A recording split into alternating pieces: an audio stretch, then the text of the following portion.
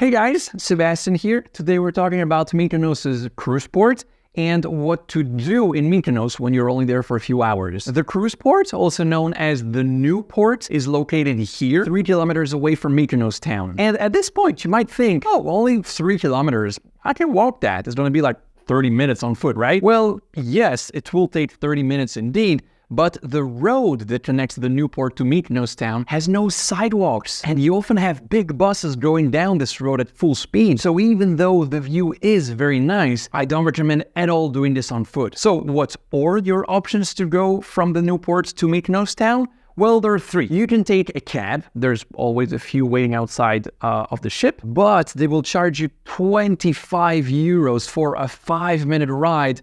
And that's a bit of a ripoff in my opinion. Another option is to take the bus. The bus stop is located just next to the dock, and the bus ticket will be around 2 euros per person. Or, and this is in my opinion the best option, you take the sea bus. Same price and same duration as the regular bus, but of course it's much more fun to do it by sea. The sea bus station is also just next to the dock, super easy to find, and there's 1 departure every half hour. Do not trust the timetables you will find online. Only what's written on these boards on the spot is reliable. They change slightly from week to week based on how many cruises and ferries are expected, but those changes are only reflected on the printed timetables and not on any website. Now, everything I said so far only concerns cruisers who actually dock at the cruise port. But guess what?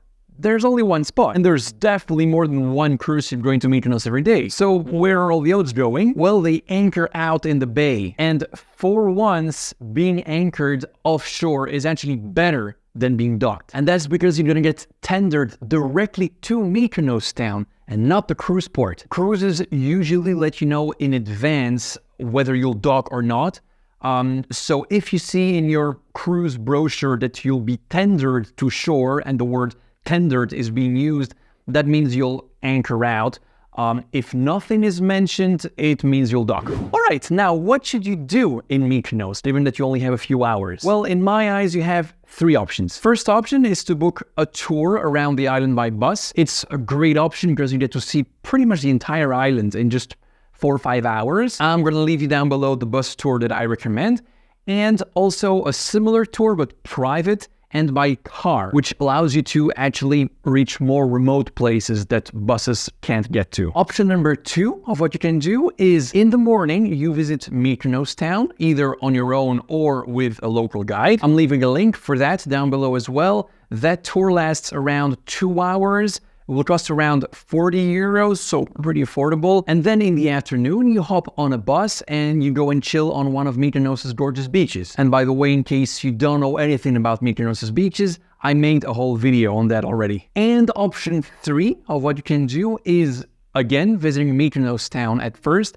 And then, instead of going to a beach, you hop on a tiny ferry bringing you to Vilos Island for a guided tour of the amazing archaeological site they have there. I'm going to leave 2 links for that down below. One is in the morning and the other one in the afternoon. So based on your cruise timings, you can pick whichever works best for you. All right, if you're going to Mykonos on a cruise, chances are you're also going to Santorini on a cruise. Be careful with Santorini. Navigating the cruise port there is much messier than Mykonos. So make sure to check out this video before going. And over here, I reveal which 4 cruises I personally recommend if you want to sail through the Eastern Mediterranean. And there you go. That's it for today. Hope you liked it. See you in the next one. Bye.